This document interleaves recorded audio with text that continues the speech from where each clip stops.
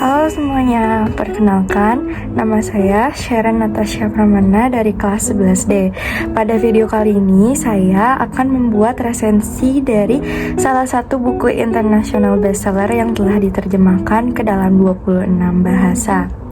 Buku tersebut berjudul The Psychology of Money yang ditulis oleh Morgan Housel dan diterbitkan pada tahun 2020 oleh penerbit Baca. Nah, jumlah halamannya ada 238 dalam buku ini. Dan ini termasuk ke dalam genre buku self-improvement, keuangan, dan juga psikologi. Aku beli buku ini tuh seharga 100.000. Nah, teman-teman, buku The Psychology of Money itu adalah buku yang membahas bagaimana psikologi mempengaruhi cara seseorang berpikir tentang uang, investasi, dan keputusan keuangan. Penulis berargumen bahwa kesuksesan finansial tidak hanya bergantung pada pengetahuan teknis, tetapi juga pada perilaku dan kebiasaan seseorang dalam mengelola keuangannya. Nah, teman-teman, sekarang saya akan membahas ringkasan dari buku The Psychology of Money karya Morgan Housel. Jadi, buku ini tuh terdiri 20 bab pendek yang menjelaskan berbagai prinsip pengelolaan keuangan dengan pendekatan psikologi. Terdapat beberapa poin-poin utama yang dibahas. Poin yang pertama itu adalah keuangan tentang perilaku, bukan kecerdasan, karena banyak orang itu menganggap bahwa sukses pada keuangan itu bergantung pada analisis dan strategi-strategi kompleks. Tetapi Housel ini menulis bahwa faktor terbesar dari keuangan adalah disiplin dan emosi. Poin yang kedua itu adalah kekayaan versus kemewahan. Morgan Housel itu membedakan antara being rich atau kaya dan being wealthy atau sejahtera. Kaya itu sendiri adalah memiliki penghasilan yang tinggi. Akan tetapi, wealthy atau sejahtera itu memiliki kendali atas uang dan waktu. Yang ketiga itu adalah efek waktu dalam investasi. Housel menulis bahwa keajaiban bunga majemuk dan kesabaran dalam berinvestasi dapat menghasilkan kekayaan yang lebih besar dibandingkan strategi spekulatif. Yang keempat itu adalah keamanan finansial lebih penting daripada keuntungan yang besar. Jadi, Housel menulis bahwa mengelola resiko dan memastikan keuangan tetap stabil dalam jangka panjang itu lebih penting dibandingkan mencari keuntungan yang tinggi dalam waktu yang singkat.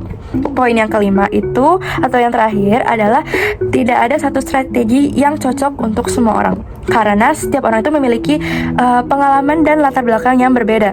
Jadi misalnya nih strategi yang ini tuh cocok bagi si A, nah belum tentu strategi ini cocok bagi si B.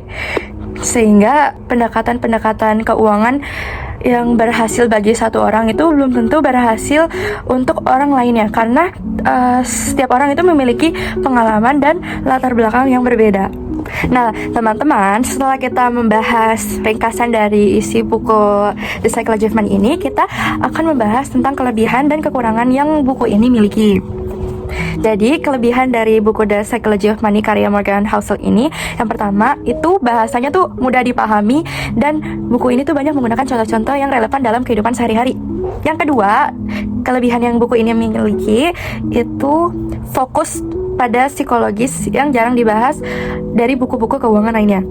Yang ketiga, kelebihan dari buku ini itu adalah dia itu relevan bagi siapa aja. Jadi buku ini tuh relevan baik bagi pemula maupun orang yang sudah berpengalaman dalam melakukan investasi.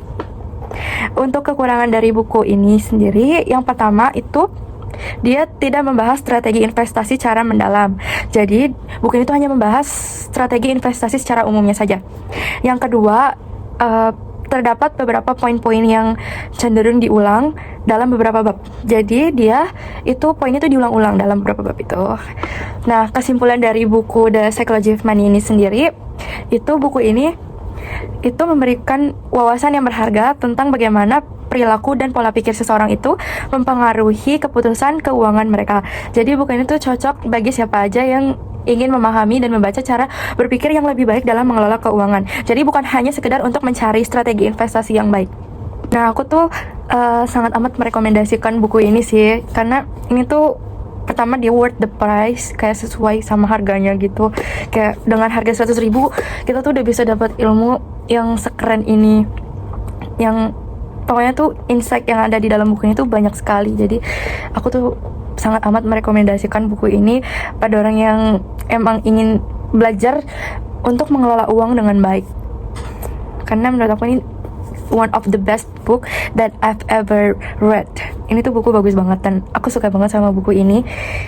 Bahkan sampai sekarang itu aku mengaplikasikan teori-teori dari buku ini tuh in real life, dan sekarang aku jadi lebih bisa untuk mengelola keuangan dengan baik dari buku ini. Menurut aku ini tuh bukunya bagus banget dan keren banget, jadi kalian semua tuh harus baca.